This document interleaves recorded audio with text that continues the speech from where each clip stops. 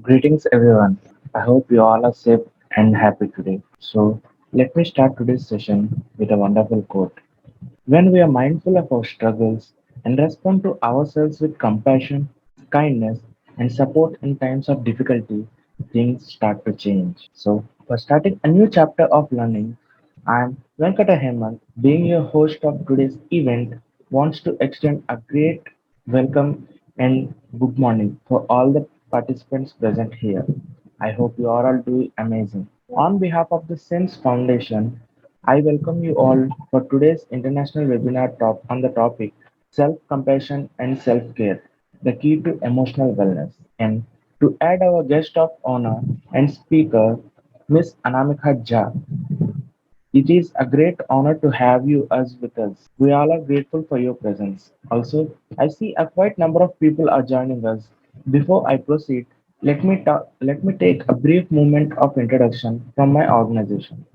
SEMS Welfare Foundation is a non-profit entity established to work in the areas of education, social welfare, women empowerment, skill development and entrepreneurship, livelihood generation and employability, health, research, culture, international cooperation, sports, environment protection, or any other similar sectors.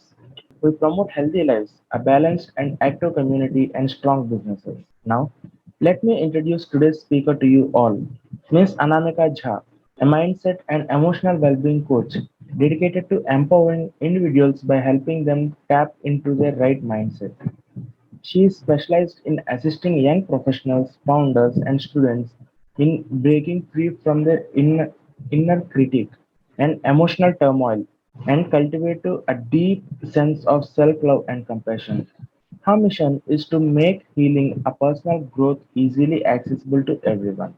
Now over to you, ma'am. Hi, hi everyone. I'm really glad to be here. And talking to students is one of my favorite things to do. So I'm really excited for today's session. Before we proceed, I would like to give a brief introduction about who I am. I'm a mindset and emotional well-being coach, and I help founders, students, and professionals in breaking free from their inner critique and embracing a deep sense of self-love and self-compassion. And in today's session, we'll get a glimpse of how important self love, self care, and emotional wellness is. So, let me just start today's session. And so, today's topic is self compassion and self care, the key to emotional wellness. Now, a lot of talk is there about physical health. And lately, we have been talking a lot about mental health too. But today, we are going to touch a different dimension, which is emotional well being. So, let me just start. So, what exactly is emotional well being? You might be wondering because we hear a lot about mental health, we hear a lot about physical health, but what about emotional health? What about emotional well being? So, emotional well being is your ability to produce positive thoughts, feelings, emotions, and moods in the face of adversity. So, the important keyword here is in the face of adversity because when we are feeling good, it's very easy to have a positive mindset. But what about the challenges that we face? What happens then? How you respond to the events then? That determines whether or not you are in a state of good emotional well being or not. So, your ability to produce positive thoughts, feelings, and emotions, even when you're facing challenges, is what is known as emotional well being. Now, I'd like to bring to your notice the word resilience. So it says it involves exercising your resilience muscle when faced with challenges and adversities in life. Now, what do we mean by resilience muscle? By resilience muscle, we mean when we are faced with a challenge. Suppose you all are students, right? So when you give an exam and you expect 90%, but you get 80%, and you get now, how do you take it? How do you respond to it? Do you feel like you're not good enough? And do you feel like this was the only chance for you to get these marks, or do you feel like this is a learning experience? How can I better myself? What can I do to improve? How do you view it? Because when we suppose you get 80% instead of 90%, you also you also need to understand that there were few things that you might be missing upon. And when you bring your awareness to that, you focus on the learnings, you focus on improving your shortcomings which were there, but you do not beat yourself up. So that is what resilience means. It means being calm in the state of chaos, and the more you do it, the better it will be for you. So hence it says the more you are able to exercise it, the better you get at it. It's like doing muscle training in gym. So when you train in gym, you train your muscle, and the more you train your muscle, the better you get at it. So it's like that. Now your emotional well-being is a true marker of your ability to bounce back from any adversity of life. So this is really important because in life there are a lot of situations which are not favorable, where we are not in control. Things can happen anytime, and how we react or how we respond determines our quality of life. So it's really important to make sure that even during adversities, we manage our emotions better. We navigate through the problems better. We become an objective thinker. So that is when we are able to do it, that's when we say that our emotional well being is at a good state. And hence it is said emotional well being is a true marker of your ability to bounce back from any adversities in life. So when we face any challenge in life, how do we react? How do we respond to it? Do we just dwell on it for months and days on end? Or do we focus on what can be done next? How do I navigate through this problem? Yes, this hurts. This challenge that I am facing, it's actually very difficult for me to navigate. But after some time, we have to focus on the solution. Are we focusing on the solution or are we focusing on the problem? So that is the key differentiator between how your emotional state is. So if you are in a good emotional well-being state, you are able to navigate through the problems more easily. You are able to move ahead in life. You are able to solve that problem easily. Next, it says the state of your emotional well-being determines the quality of your life. Why? Because if we are emotionally healthy, it radiates into the other areas of your life. It radiates into your physical health, it radiates into your mental health, it radiates into your relationships, it radiates into your professional life. So every area of your life is somewhat dependent on your emotional well-being. It also determines your ability to handle negative thoughts, feelings, and emotions. Now, this is very important because, like I said, it's very easy to be happy. It's very easy to be in control when things are going according to our way, when we are feeling positive. But when we are faced with a challenge, when we are faced with an adversity, how do we respond to it? Do we dwell on it too much? Do we focus only on the negative? Or do we see the learning experience that it is trying to offer us?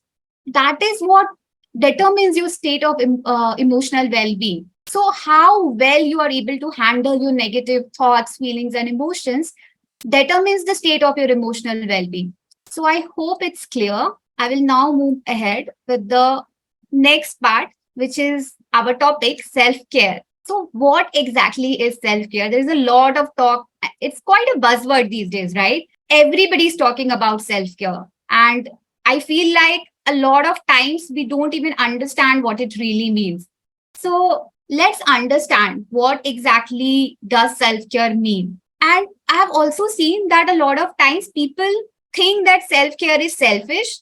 It's actually self-indulgence. It's just taking a day, taking weeks off and just chilling somewhere in a hill station somewhere, or taking every day, taking spa every day, or doing some fancy ritual every day. That's not self-care.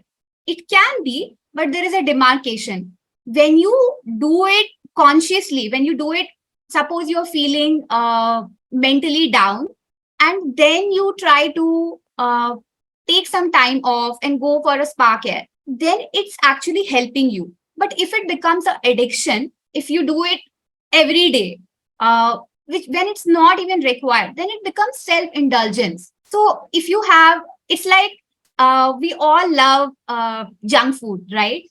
Occasional eating of junk food is not that harmful. But if you make it a habit, then it becomes self indulgence. And then you need to draw a line and separate yourself and see that this is not healthy for me and I need to do something to curb this. So that is what self indulgence is. And a lot of times people feel that self care is just about uh, relaxing and chilling. It's not about doing, but it's a wrong connotation that is being given. So let's understand. And also, I would like you all to share one self care activity that you do daily. I'll read that in the end, but could you please drop your one activity that you do daily as a part of self care? What is self care? According to WHO, self care is the ability of individuals, families, and communities to promote health, prevent disease, maintain health, and cope with illness and disability with or without the support of a health worker. Now, the last part uh, of the definition is really important. It's your ability to cope with things with or without the support of healthcare of a health worker. Now, it's like we often say that prevention is better than cure.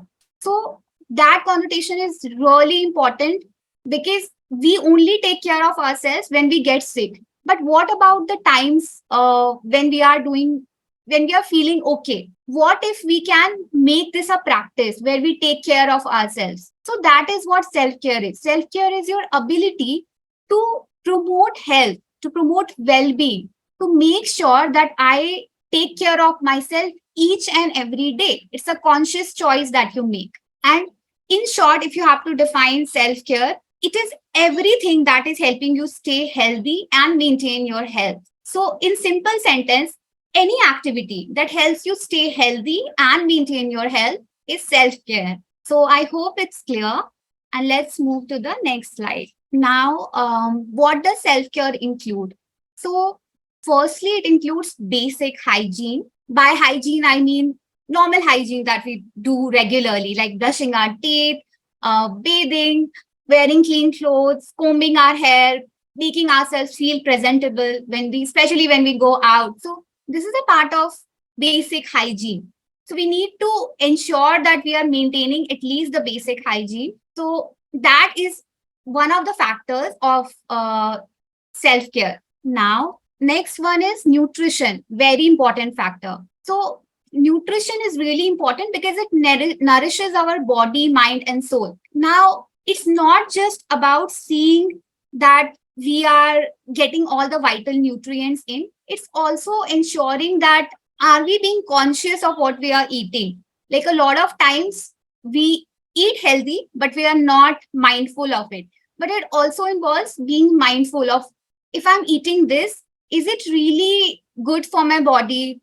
Is it really serving me? How do I feel when I eat this thing? And also it includes having a balanced diet to meet the daily requirements, which are vitamins, minerals, proteins, micronutrients, and etc. So it means consuming foods consciously that supports your holistic wellness. So next point is seeking medical care when needed. Now this point is also important because it requires us to be aware of what's going on inside our body and our mind, because a lot of times when we reach out to medical health care, it takes a while for us to figure out. But if we are mindful of what's going on inside our body, if we are not feeling good, we have to be really connected to our body and to our mind and see if the thing that I'm experiencing is a minor thing or a major thing. And when you become mindful of what is happening inside of your body, the sensations and symptoms that you're experiencing, it will be easy for you to understand that whether or not I need to reach out to a healthcare professional. So it's being aware of your body and your mind and reaching out to a healthcare provider when required. Now, moving on to the next point, avoiding unhealthy habits. Now, this is, we all are guilty of this because in today's day and age, it's very hard we tend to get into these addictions because that's how the world is nowadays. So let's see what it includes. It involves consciously avoiding any activity or habit that is detrimental for your health and well-being. Now, We all know that smoking and excessive drinking is not good for us, and excessive use of social media is also not good for us. But how many times do we are we mindful of it? We scroll on Instagram and we keep scrolling for hours on end. And after 5 hours and 4 hours, we realize that we wasted so much of our time. And not just wasting time, is also affecting our emotional and our mental health, because it's a mindless activity. We are not conscious of what we are doing. So we really need to be mindful about that also. Like, we have to ask every time we do any activity, that is it serving me, or is it just uh, a short, or is it just giving me a short term pleasure. So that's how we can be mindful of whether or not this habit is good for us. A lot of times good habits like going to gym, sometimes doing the muscle work and all the activities that we do to maintain our physical health, that also becomes detrimental when overdone. So it's also about knowing when to draw the line, to not abuse our body. So I hope it's clear. And the last point is making healthy lifestyle choices. Now, this is pretty important because the more we are able to make choices that serve us, the better our emotional and our mental health will be. So, are we making time out for ourselves? Are we doing yoga? Are we doing exercise? Are we taking time out to meditate, to journal? Whatever makes you feel happy, whatever helps you maintain a robust emotional and mental health. So, are you taking out time for yourself? I would really ask you all to think about it. Like, are you consciously taking time out for yourself, or are you just lost in the activities that you do daily? Do you take some time out for yourself? So I would really like you to reflect on this question. Now, moving on, let's understand what self compassion is. Now, we are done with self care. Now, let's move to self compassion. So, what is self compassion? Self compassion is simply the process of turning compassion inwards. Now, what do I mean by that? When we see other people in pain, we can be compassionate towards them. But what about us? There are times when we are faced with a challenge and we feel very heartbroken, we feel very sad. And at that point of time, are we able to exercise that compassion to ourselves, or is it too difficult for us? So, the process of turning the compassion inward is called self compassion. It's about being compassionate towards yourself, to understand that, yes, I am going through something and I need my compassion right now. So, research suggests that self compassion is one of the most powerful sources of coping and resilience tool available to us. It helps in radically improving our mental and physical well being. Now, why is that? A lot of times, what happens is when we are feeling sad, we tend to beat ourselves up. When we procrastinate, we tend to beat ourselves up. But we really need to understand that it's not serving us. We don't have to beat ourselves up. We have to show ourselves the compassion that, yes, I am struggling. This is something that is bothering me. You have to acknowledge it and be with it, and then work towards elevating that pain or suffering. So it is one of the most powerful tool that we have. It's one of the best coping tools that is available to us, that we can exercise. It also helps in radically improving our mental and physical well-being. Why? Because when we are compassionate towards ourselves, we are less critical of ourselves. Our self-love increases. Now, a lot of people think that they love themselves, but loving ourselves does not mean loving ourselves only when we are doing good or only when we are achieving things.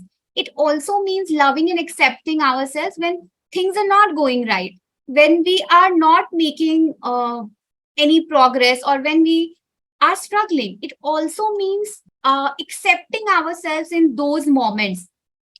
So that is what self compassion helps us with, that when we are in a moment of struggle, when we are going through something very adverse, it helps us in comforting ourselves. It helps us in being kind to ourselves. So that is, and by doing that, we improve our mental and physical well being. Suppose if you have made any mistake and you are very critical of yourself, how do you think that will affect your mental, emotional, and physical well being? It will have a detrimental impact on your mental and emotional well being, right? Because you won't feel good about yourself. You will feel very critical towards yourself, and that will reflect in your physical well being too. So, that's why it is said that self compassion is one of the most powerful tools of coping and resilience available to us. It motivates us to make changes and reach our goals, not because we are inadequate, but because we care and want to be happy. So, there are two ways to go about things. First way is to motivate ourselves by criticizing ourselves, by bullying ourselves. Like if we make a mistake, a lot of times that critical voice inside our head tells us that you are not good enough. You just messed it up. You're good for nothing. Now there is this is one way of dealing with our issues. This is one way of motivating ourselves. I won't call it even motivating ourselves because it is not a healthy practice. It actually serves us no good. Research has suggested that it actually destroys our self esteem and self confidence. So, this is one way. But there is also other way. When we mess up, when we make mistakes, we can be empathetic towards ourselves. We can be compassionate towards ourselves. We can ask ourselves that, we can tell ourselves that, okay, I made a mistake, but from now on, I can improve on these things. And I made a mistake because this is what I knew at that point of time. I didn't know better, so I couldn't do any better. So it's about being kind and compassionate towards yourself. And when we do that, we actually care for ourselves, and that makes us happy. You will see that your emotional well-being gets improved a lot. Like you will be more happy when you are loving towards yourself, when you are kind towards yourself. Let's move on to the next slide. Now, let's see the three components of self compassion. Now, it has three components. Like I said, there are stages in self compassion. Number one is self kindness. Now, it might seem very easy, but it's actually not. A lot of us struggle with it. Let's admit that. So, what is self kindness? So, it's treating yourself with the same level of kindness as you do for a loved one. Like I said, when we see others struggling, we are very kind and compassionate towards them. But what about us? When the same thing happens to us, we are not we are not able to extend that compassion and kindness towards ourselves. Now that is what deteriorates our emotional and our mental well-being. So it means you consciously practice compassion and kindness towards yourself. It means you see yourself as you see the other person. Suppose you are struggling with something, instead of beating yourself up for it, you see that you see yourself as this other person's. And here it is said that somebody you love, somebody you care for a lot. So, and just ask yourself, when the other person is going through something, would you be critical towards them? Would you beat themselves? Would you beat them for the mistakes that they made? No, you will be very kind towards them. You will be very compassionate towards them. So, how about being kind and compassionate towards ourselves? How about extending the same level of care and acceptance and kindness towards ourselves? So, that is what self kindness means. Next, it's a desire to elevate one's own suffering. Now, when things go wrong, we suffer, right? Now, just being with the problem and just saying that this shouldn't be like this. I shouldn't have done this mistake, or there is a lot of resistance that we carry, and that increases our suffering. So this involves taking a step back and asking yourself that yes, I'm suffering, but what can I do to elevate my own suffering? What can I do to make myself feel better? So that is what self compassion, self kindness is. It also involves self soothing and self comforting. What does self soothing and self comforting means? It means when we mess up, how are we responding to that situation? Are we being very critical of ourselves? Are we saying things like, you're good for nothing, you shouldn't have made this mistake, like it's very stupid of you to make this mistake? Or are we comforting ourselves? Are we soothing ourselves? Are we saying things like, it's okay that you messed up, we are all human and we are allowed to make mistakes? So it's about comforting yourself. Like we comfort the other person, like we comfort our loved one. It's about comforting ourselves. It's about extending the same level of kindness to ourselves. So you can say things like, you can ask yourself things like, you can say words of compassion. For example, you can put both your hands on your heart and you can say things like, okay, I made a mistake, but it's okay. I accept myself. I love myself anyway. And what can I do to make myself feel better? How can I be there for myself? So, this is a conscious practice. It won't happen in a day. You have to make conscious efforts each and every day to make sure that this practice is inculcated into your daily routine so that it becomes a habit for you. Next time when you mess up, you don't go around beating yourself up. Rather, you, like I said, it's like a muscle. The more you train it, the better you get at it. So the next point is, the next component of self compassion is shared, is common humanity. Now, what do we mean by that? See, we have to understand that while we are suffering, we seem to feel that we are the only one who is suffering. We tend to isolate ourselves. We feel this is so hard, this is so unfair, that why am I the only one who is going through all of this? And that deteriorates the situation even more. We, our emotional and our mental health becomes worse because of that. We suffer more because of it, because it's not that the situation was that extreme, but our stories, our narratives that we weave into the situation, that makes the situation worse. That makes it difficult for us to cope with the situation.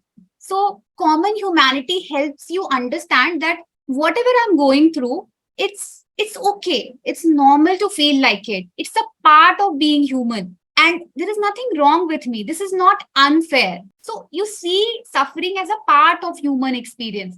So that is one of the important elements of common humanity. The next is not isolating ourselves.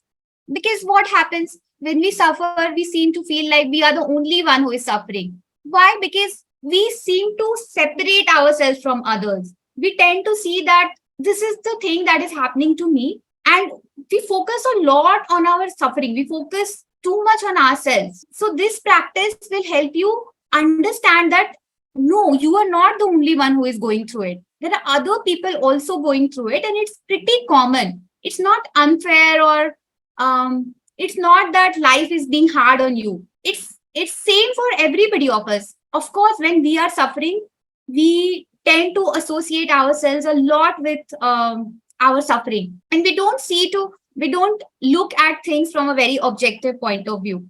So this practice helps us in understanding that whatever we are going through, it is not something that only we are going through. Everybody goes through it. It's just that the seasons might be different. Right now, I might be struggling, but going ahead, my friends would struggle.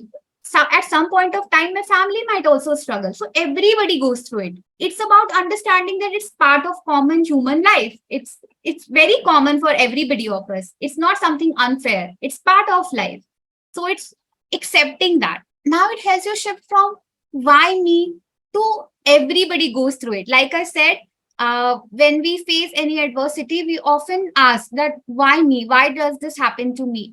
But this practice of common humanity helps you shift from why me to, yeah, it's okay. I'm going through a moment of suffering and everybody goes through it. It's not something unfair. It's a part of human experience. So next, we move on to the third component of self-compassion, which is mindfulness. I'm pretty sure everybody here might have heard about mindfulness, right? So, in this practice, mindfulness is very important. So, a lot of times people think that mindfulness is just being aware of our thoughts, feelings, and emotions. But mindfulness is so much more than that. It's a holistic practice. Now, here, how mindfulness can help? It's actually being with our suffering. Now, it can sound very scary, but it's not actually. We suffer a lot because we tend to resist the suffering. We tend to ask questions like, why is this happening to me? We don't accept the situation. Yes, I am suffering, I am going through this, and it's okay. I allow myself to be in that moment. Instead of questioning it, instead of resisting it and pushing through it, how about we be with that? We, a lot of times we tend to suppress our pain and our suffering, which is not a right practice. Because if we do it, we tend to not process our emotions in healthy way. We seek all sorts of unhealthy coping mechanisms, and that problem is not even getting solved. Like, we tend to move into problem solving mode, and we tend to avoid our problem. And we think that if we are not dealing with this, then we won't be able to feel all those negative feelings and emotions. But by avoiding the work, by not being with it, by not processing those emotions, you're actually causing more damage to yourself. Because right now you might numb your emotions, but going ahead, that might be repressed in your body, and it can manifest as lot of mental and physical diseases. So if you don't process your emotions in a healthy way, you can get a lot of disease going ahead. If you don't learn to process your emotions in a healthy way, if you don't learn to regulate your emotions. So how mindfulness helps is, it allows you to be with that pain and suffering. It prevents you from suppressing your pain and suffering. So you don't suppress your emotions, you allow yourself to be in that moment. And you also drop the judgment. Like, what do I mean by judgment? You A lot of you might be thinking, like, what exactly is resistance and judgment? Resistance and judgment is something, like, when we are going through something, we do not accept that suffering as a part of life. When something good happens, we tend to accept it very easily, because we feel this is good and this situation is bad. But in life, there is nothing good or bad. How we perceive things is what makes us good and bad. So it in this case, what you need to do is, you need to just be present with your suffering. You have to just allow yourself to experience whatever you are experiencing. Suppose you're feeling sad, so you allow yourself to feel sad. You see it as if, suppose your friend is going through something and they are suffering. They are feeling very anxious, they are feeling sad. So what do you tell them? You tell them that it's okay, this will pass. But when same thing happens to us, we tend to not accept it. Why? Because we are caught up in the situation, we are not seeing things from an objective point of view. So mindfulness allows you to see things, see your emotions, feelings, and thoughts as an objective thinker, as a from a detached perspective. So when you are suffering, you don't ask questions like, why is this happening to me? I am the only one who is going through it.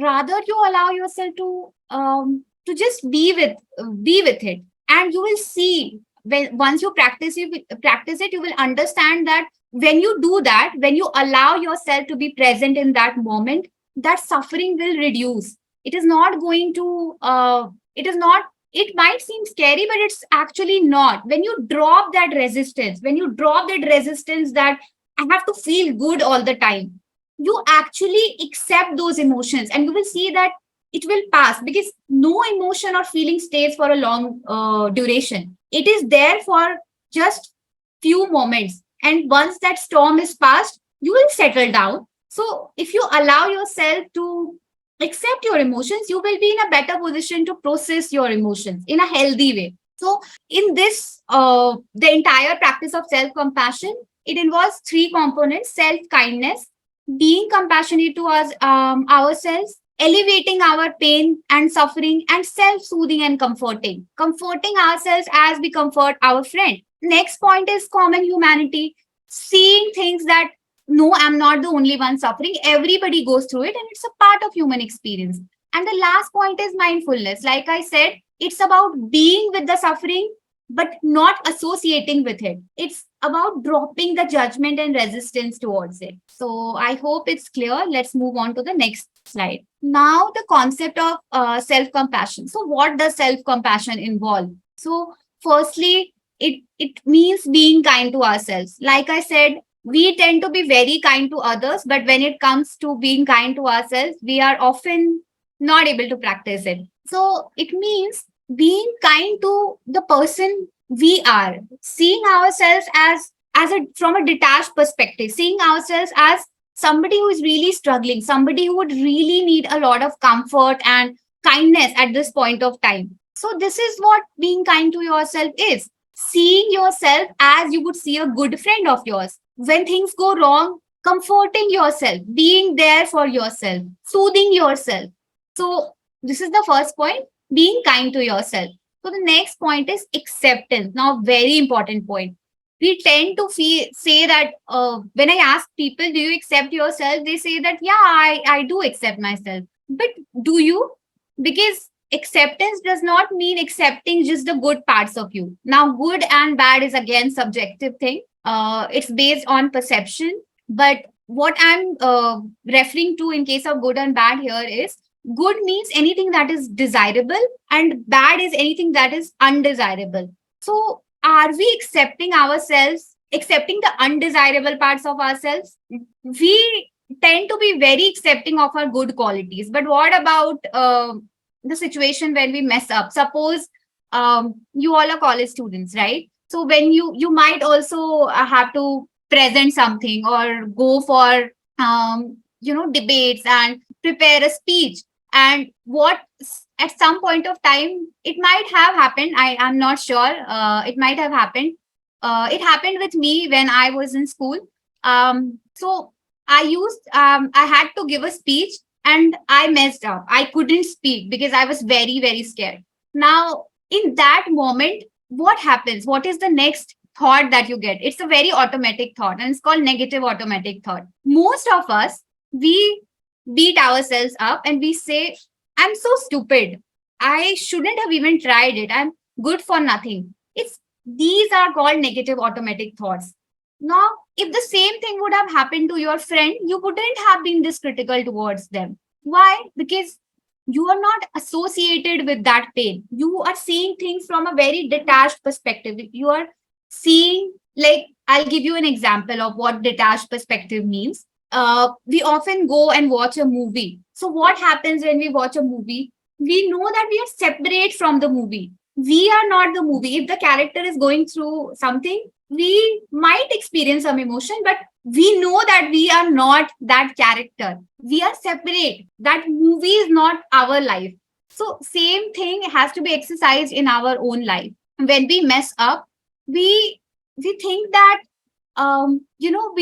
we tend to see ourselves as this bad person, somebody who is good for nothing. But is it really the case? Not really. It's just your mind is making you perceive the situation in that way, and that depends on the relationship that you have with yourself. Are you accepting and kind to yourself? Are you loving yourself enough? So that has to do with it, and lot of other factors are also involved. So in this case, acceptance means accepting yourself even when you mess up, even when things don't go your way. So, like in this case, what could have been an alternative thought? You could have told yourself that it's okay, it was my first time, or I was I did my best, but I might not have performed as I wanted myself to, but it's okay. I will perform better next time. And at least I got to learn something.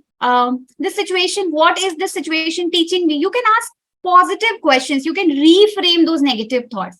So self acceptance means accepting your desirable and undesirable parts equally, accepting your flaws and imperfections equally. Now, the third point is mindfulness. Like I said, mindfulness means being present in the moment and observing your thoughts, patterns, observing your thoughts, emotions, and feelings without any judgment, as it is, being an objective thinker, seeing things from a very detached perspective. And we have already talked about it a lot. So, I don't think there is a need to explain this point. But again, I'll stress on the point that it's about dropping the judgment that we have for ourselves, seeing ourselves in the same way as we see our dear friend. Now, the last point is it actually helps us improve our quality of life. Why? Because if we are emotionally happy, if we are in a good mental and emotional state, our chances of having disorders like anxiety, depression, and other mental health disorders reduces. I won't say that it's not possible to have it, but it reduces a lot. Your stress level reduces. You feel more happy. You enjoy life. So let's move on to the next slide. Now, the benefits of self compassion and self care. So, first benefit is reduced stress. This is very obvious point. When we take time out for ourselves, when we care for ourselves, when we practice self compassion, what happens is our emotional state improves. And as our emotional state improves, our mental and physical health also improves. Why? Because we feel more happy, we feel more abundant, and hence the chances of you suffering from anxiety, depression, and stress, it kind of reduces. You feel more calm, you feel more relaxed, and you enjoy life, like I said. Now, next point is increased happiness, which is again connected to the first point, that is reduce stress. When you take time out for yourself, for example, you have a morning routine and you practice meditation, you practice yoga. Now, what will happen? Taking that 1 hour for yourself, it is going to reflect during your entire day. And you will see that you are more happy during the entire day. If you wouldn't have taken that time out for yourself, you would have not felt that much happy. You would have easily got sucked into whatever this into the because during the day what happens is we tend to have a lot of experience. Something goes our way, something doesn't go our way. But when you have that 1 hour, it's like a reservoir that you have. It's like fueling your own tank. So when you take time out to be happy, to practice self care, to practice self compassion, your happiness level, your happiness quotient increases massively. I will urge all of you to practice this. That take some time out in your daily routine to for self care, for practicing self compassion. Do any activity that you enjoy, and you will see that your happiness level will increase. Now, moving ahead, the next point is improved relationships. Now, this point actually can be you can experiment it. So I will urge all of you to just try having a self-care routine for yourself every day for just 1 week. Just experiment with this. For 1 hour in morning, as soon as you wake up, do not touch your phone.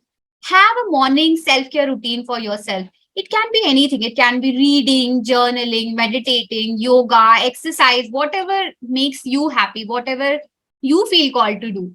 So, and then you move ahead with your daily activities. So, try this and just observe how your relationships are they getting better?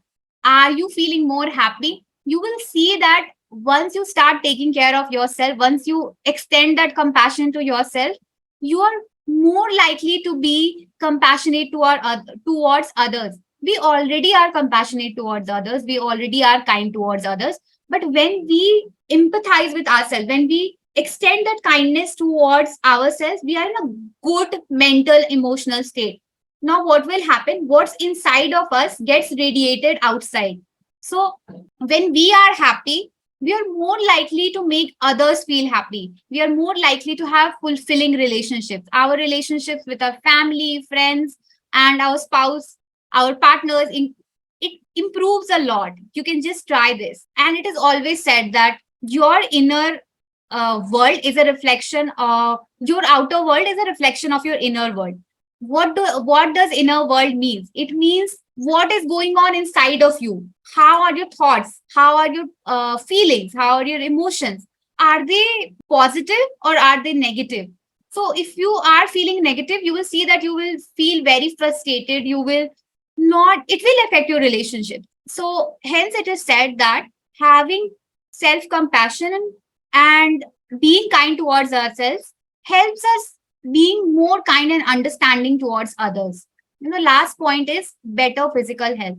A lot of research has been done in this, how a better emotional and mental health improves our physical health. When we make a conscious choice that I am going to take time out for myself no matter what, I'm going to make myself a priority, you will see that your physical health gets improved drastically.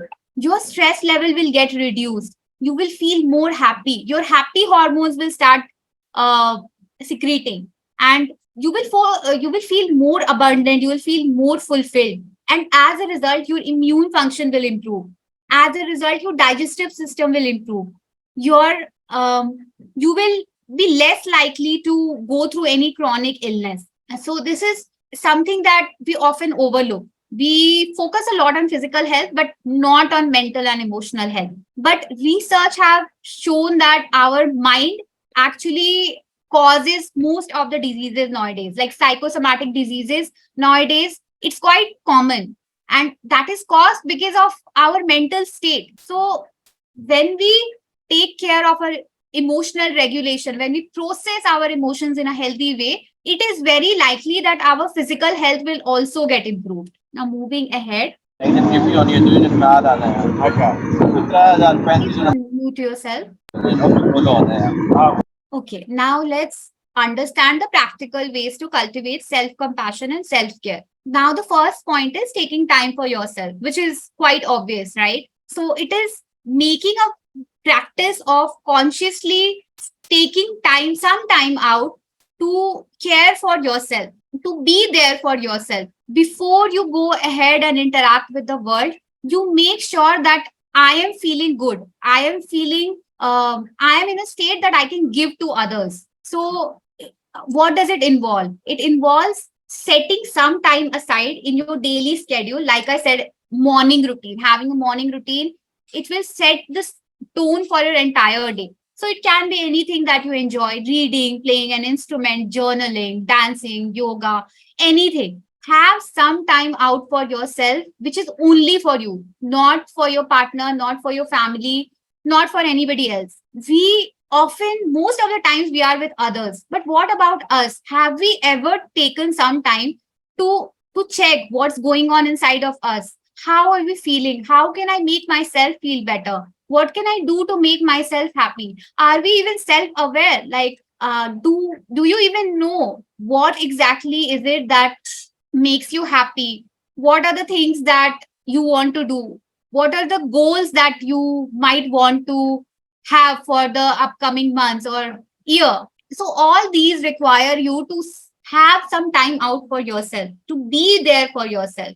So first point is taking time out in your daily schedule to consciously practice self compassion and self care. Now the next point is practice of gratitude. Now this is again a very common practice, and a lot of talks has been made about this, like practice gratitude. And we might think that why is it so important to practice gratitude? Now the question why has to be experimented again. I would urge you all to just, instead of focusing on what you don't have, just try and bring your awareness to what you do have right now. What are the things that you're grateful about? It might seem very difficult at the start, but as you make it a practice, you will see that it's easy for you to bring your awareness to the things that you actually have. Now, I will ask you all to make it a practice, like not just think about it, write it down. Writing it down, it helps a lot, and it improves your self awareness. It consciously makes you aware of the things that are going right in your life. And you will see that as you start focusing on the things that are going good in your life, you will attract better things in your life. Just practice this, just experiment with this, and you will see immense results. Because when you focus a lot on what you don't have, you tend to manifest that in your life. But if you focus on what you do have, your you will be able to manifest what good things into your life. Because our external reality, it's a mirror of our inner world. So if we are feeling a state, if we are in a state of lack, that lack is going to show up in our external world, and our external world will be full of misery, and everything that we don't desire will show up. So how about we make a conscious choice that I'm going to focus on what I have, and I will feel grateful for it. Another thing that it really helps is it helps you feel more happy. It boosts your serotonin level. So it is a very good practice to practice gratitude every day. Just even before sleeping, if you're not able to practice in the morning, it's okay. Before sleeping, practice gratitude. Write down 5 things that you're grateful for, and you will see that your happiness quotient will increase because of it. The next point is being mindful of our inner critique. This is such an important point because most of us, we are very harsh and critical towards ourselves. We say things to ourselves that we wouldn't even say to our loved one. And that's what self love is. It's not just appreciating yourself when you are doing good. It's being kind to yourself. It's understanding that I deserve my own love, which I give so easily to others. So whenever you feel those critical thoughts coming up, and it mostly comes when you have made a mistake, or when things are not going your way, and the negative automatic thought comes up as I'm not good enough. Now, how to deal with it? What tends to happen in this case is that we associate ourselves too much with that critical voice. We think that, yes, if this voice is telling us that I'm not good enough, we accept that we are not good enough. But we have to understand that it's just a voice, it's just our thoughts. Our thoughts are not facts, it's just there. It's a result of what we have been thinking over all these years. So it's not a fact, it's just something, it's a belief that is being reinforced every time. And every time you accept that thought, it solidifies more and more. So, what can you do instead? Whenever you feel critical towards yourself, first thing, question it. Do not accept it. Question it, and you try to reframe it. Like if it says, what if I'm not good enough? You ask yourself, you tell yourself that I am good enough. Now, chances are that your brain will not accept it because it's used to accepting the old story. It's used to accepting the old critical voice. Now, in this case, what you have to do to make it believe is that you can write down all the evidences that you have that supports that you are good enough, all the things that you have achieved, all the times that you fared good in life. Write it down. Writing is really important. Just thinking about it won't make a change. Write it down, and you will see that critical voice will shift, and you will be more compassionate towards yourself.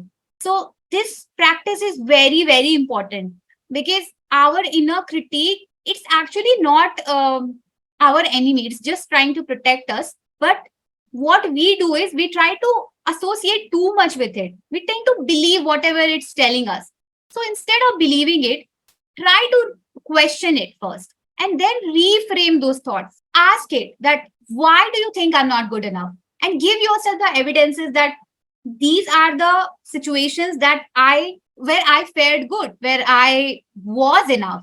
Give your brain the evidences that it needs to believe a new story. And the next point, setting boundaries. Now, this is very difficult for most of us. We feel that if we set boundaries, if we say no to people, we are being selfish. But we have to really understand that when we ourselves are not feeling good and we try to help others, it's actually doing a disservice to ourselves first and to them also. Because when we are not feeling good, when we are struggling ourselves, we are not in our 100% energy. And when we are not at our 100% energy, whatever we give, it wouldn't be 100%.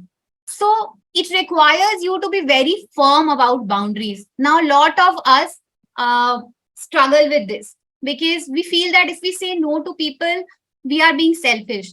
But you have to reframe this thought. You have to reframe the narrative because it is not being selfish. It is being there for yourself. It is caring for yourself. It is self-care. It is actually an act of self-care because you have to understand that you can only serve others when you are yourself in a state of serving. When you are not feeling good enough, uh, when you are struggling emotionally, mentally, or physically, it's good to take some time for yourself to get better and then move on to help others. So if any time you struggle with setting boundaries, I know it's going to be very difficult at start, but the more you start doing it, again, it's like a muscle. The more you do it, the better you get at it.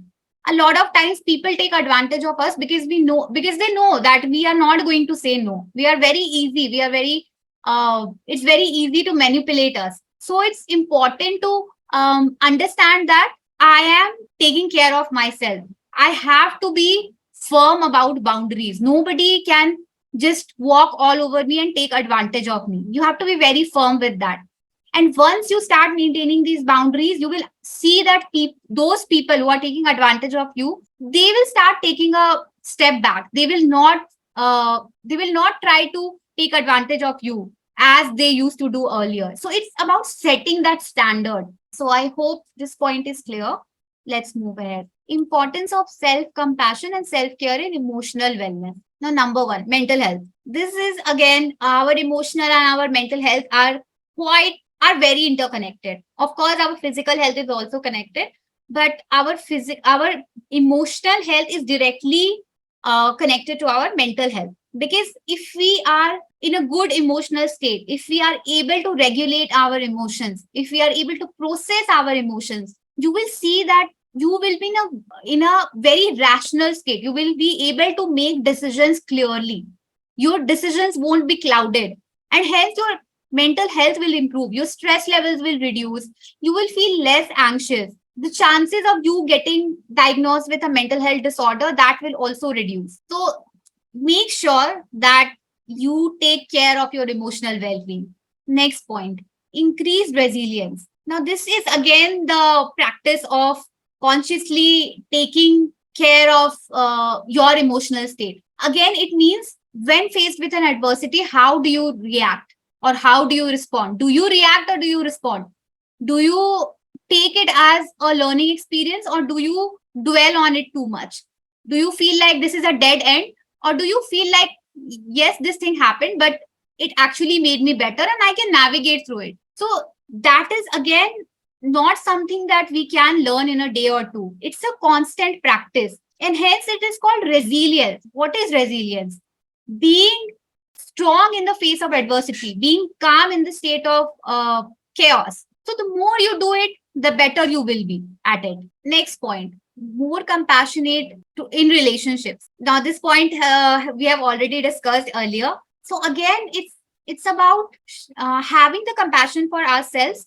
When we are in a good emotional and mental state, we are able to extend that kindness and compassion to others. Similarly, when we are struggling too much, when we are uh, emotionally unwell, when we are mentally not in a good state, you will see that it will hamper your relationships. You will not be very warm and you wouldn't radiate that kindness and compassion to others because you yourself are not feeling good. So when you're taking care of yourself, when you are showing kindness towards yourself, you are actually radiating that to others. So this practice again is, it needs to be experimented. It's not just something that you just learn and you just hear and you inculcate. So it needs to be a constant practice, and you need to experiment and observe things like, how is my mental state? Is it better or is it the same? You will see that when you are happy, you might have seen that whenever you are happy, you might say yes to people very easily. Why is that? Because you are in a good mental and emotional state, and the chances of you being a service to others increases in that state. And similarly, when you are sad, you might not be willing to say yes to people at that point of time. You would, but that would be forced. It wouldn't come from a state of flow. It wouldn't come willingly. It would be a forced thing. So whatever our emotional and mental state is, that radiates to our relationships. It When we are better equipped to handle our emotions, it leads to more healthy and meaningful relationships with others. Let's move ahead. Now, coming to the barriers of self compassion and self care. Number one, societal pressure. Pretty common, right? We all have this perspective that if we are taking time out for ourselves, if we are saying no to people, we are being very selfish. But we need to ask ourselves, is it being selfish? Is it not an act of kindness towards ourselves? Is it not something that we are doing to maintain our emotional well being? Because, like I said, if we are not feeling good, the chances of we serving others are very less. We will radiate that energy to others. If we are emotionally unwell, we are very less likely to be upbeat and be of service to others. So again, it's just a myth. Like in society, we have often been shamed for taking time out for ourselves, for prioritizing our health, for prioritizing our well-being. So in these during such times, You have to question everything. Don't believe whatever is being told to you. Ask yourself the right questions and you will see the answers will flow to you. And just practice this, just experiment with this thing. Because when you are well rested, when you are happy, the chances are that you are going to be happy, you're going to be good at all the areas of your life, professional life, personal life, your societal life. Just see, it just takes a conscious effort and practice. And why is this pressure there? Why is society telling you not to prioritize yourself? Because there is a myth that is going on in today's day and age, and especially in today's hustle culture. Productivity is overemphasized. It just worships being productive at the cost of your health. But you need to understand that being productive is not bad, but you need to understand that if you are being productive at the cost of your emotional and mental health, is it not costing you? You might get through one day, 2 day, or a month, or year, or a year. But eventually, it's going to show up in your life. It will affect your mental and emotional health and your physical health. Because I have seen in my life, I used to be very, I used to focus a lot on productivity. I didn't used to care for myself. And that started showing up in my physical health, and that eventually started messing up with my emotional health. And I didn't even realize that at that point of time. For me, what happened was my body kind of gave in, because there is a limit to which the body can be pushed. You cannot just expect it to work like a machine every day. It also needs some downtime. You have to also prioritize your rest. So what happened with me is my body gave up, and I had no choice but to slow down, but to just allow myself to heal. That was not a conscious choice, but my body made sure that I took that choice. So do not make that mistake. Just check in with yourself every day. Like, I am being productive, but how is my mental and emotional health? Am I taking time out for myself? Am I feeling good? So you really need to be aware. Self awareness is the key. And there has to be a perfect balance between doing and being. It's good to be productive, but it's more important to be mindful of our emotional and our mental health, because we need to understand that our health is the foundation on which every area of our life depends. So just take time out for yourself and understand that your health and your well-being is the most important thing. Now next is self-doubt. So self-doubt is very common. A lot of people that I interact with has very low self-esteem. They, and which leads to chronic self-doubt. Because when you don't trust yourself, when you don't believe in yourself, it's very hard to show compassion to yourself.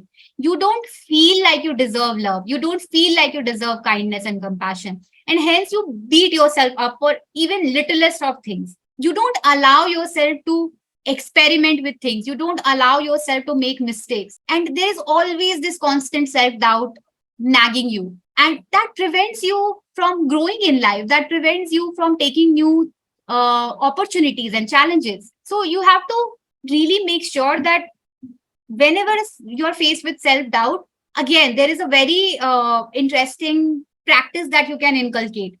Write down whenever you feel doubtful about something, just write down all the evidences that you have that shows you that you are good enough, that you are capable of making through this. So this, if you make this a practice every day, I would suggest all of you to have a journal and write down all the activities, all the evidences that shows that you are good enough, all the achievements that you have. Make sure that you focus more on your achievements and less on the things, less on your less on the areas where you have messed up. Because what happens is self-critical people focus a lot on the areas where they mess things up and less on their achievement. So this is again a conscious practice. Now the last point is guilt. We often feel guilt for prioritizing ourselves. We feel it's selfish to take care of our needs. But again, we have to ask ourselves that, is it selfish or is it self-care? So it's more about questioning these things, the narratives that we have in a society and the myths that we have, and experiment with things that whenever I'm taking care of myself, am I not being service to others? Am I not being more happy? Am I not improving the quality of my life? And you will see that it shows up. When you prioritize yourself, your happiness increases, your stress level reduces, and you are more productive. So, moving ahead. Okay. So, this is a very interesting exercise. This is a self compassion exercise. I would like all of you to do this exercise. I'll just narrate how to do it. And I would like all of you at the end of the exercise to share your experiences of how this exercise worked for you. So, if I would request all of you to just turn on your cameras for this exercise at least, because it would require me to give you certain instructions. So I would really request you to please turn on your cameras. Okay, let's start. So, firstly, what you need to do is you need to close your eyes. Now, pick a situation in your life where you were really struggling and beating yourself up. It can be any situation of your life. Just take some time to think about a situation where you were very critical towards yourself, and when you were really struggling, something where you felt emotionally very dysregulated. I hope you all have picked a situation. Now I would like you to notice the critical thoughts that you have for yourself. It can be anything. It can come up as, why did I make this mistake? I shouldn't have even done it. Anything in that situation, what are the critical thoughts that are coming to you? Just notice it. Don't judge it, just notice it. What are the thoughts that are coming to you? I'll give you a few more seconds to notice these critical thoughts. I hope you have picked it up. I mean, you are aware of your critical thoughts that you had at that point of time. Now, think of the person you love the most. Bring it to your conscious awareness. Now, imagine that they are going through the exact same situation as you. They are also struggling like you are struggling. They are having the same emotions that you are going through right now. They are also feeling stuck. They are also feeling sad. They're also feeling anxious, whatever the feelings or emotions that you are having at this point of time. Now ask yourself, would I see the same critical things to the person I love the most? Would I be critical towards them too? Whatever I'm saying to myself in the situations where I have messed up, would I say the same things to the person that I love? Would I say that to my dear friend? Ask yourself this question. Now see what comes up for you. What is the answer that you get? Connect to the inner voice and see what is the answer that you are getting. Now ask yourself, what would you tell them? What would you say to your dear friend who is struggling, or to the person you love the most? What would you say to them in this, if they were the one going through the exact same situation as you are going through? Take a moment to just tune in and see what are the phrases, what are the comforting word that comes to you, that you would like to say to them, you would like to tell that person who is struggling, to your friend, to your loved one. How would you comfort them? How would you be there for them? Think about it. Now comes the important part. Now say the same things to yourself. Apply the same comforting words and apply the same level of kindness and compassion that you had for your dear friend to yourself. Now see yourself as the person who is struggling and say the same things. Say the comforting words that you were saying to a friend to yourself. It can be anything. It can be things like phrases like, it's okay. This is going to get better, and I know you are really struggling right now, and I know how it feels. But I am there for you. I won't leave you. It can be anything. Whatever feels right to you. You have to find the language that really connects with you, that really resonates with you. Say those things to yourself. Show the compassion that you have showed to others, to yourself. Be kind to yourself. I hope you have done this exercise. Now you can open up your eyes and you can share your experiences in the chat box. Okay, we are left with one more slide. Yes. So last is the conclusion and our key takeaways. Just a second. Yeah. So we are going to conclude with this. So self-compassion and self-care are crucial practices for emotional wellness.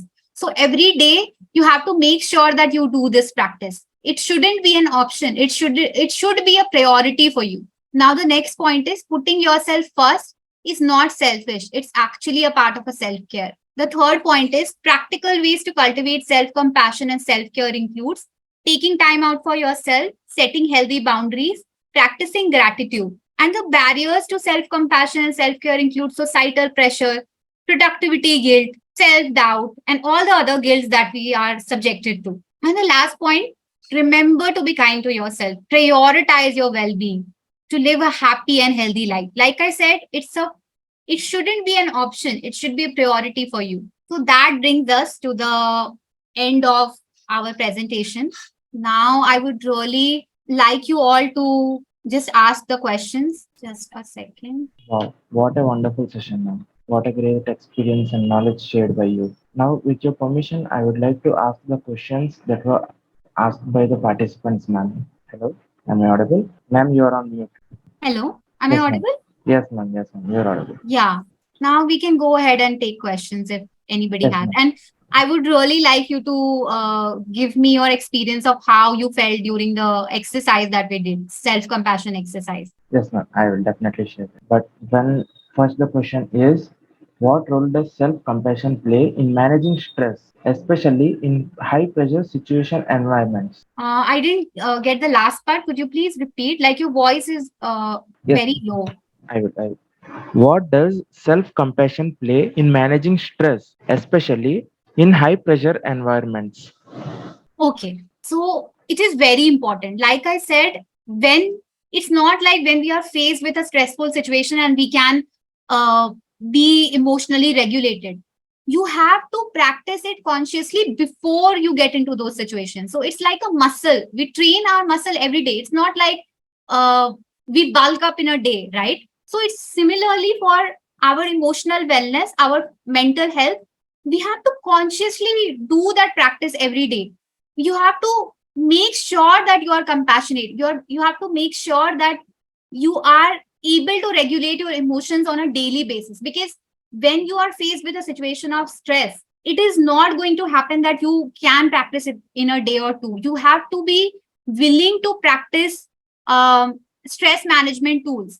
For example, it can be anything. It can be breath work, because our breath is the anchor that grounds us in the present moment. That is our connect.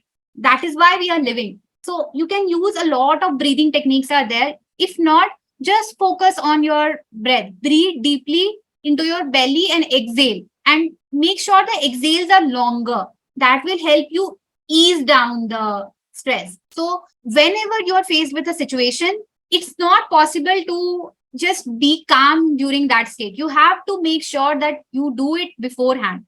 So make sure that you do self care and self compassion practices on a daily basis. So I hope that answered the question. If anybody has any. Yes, ma'am. It definitely would have answered the question. And there is one last question that was asked by another participant. And the question is, what are some common barriers or obstacles that people face when it comes to practicing self-compassion? And how can these barriers be overcome?